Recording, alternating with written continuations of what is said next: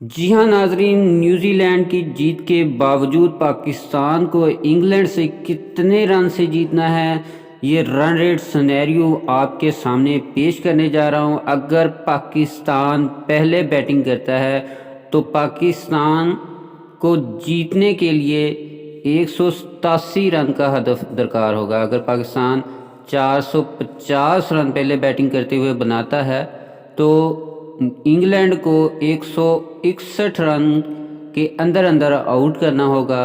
اگر پاکستان پہلے کھیلتے ہوئے 400 سکور بناتا ہے تو انگلینڈ کو 112 رن کے اندر آؤٹ کرنا ہوگا۔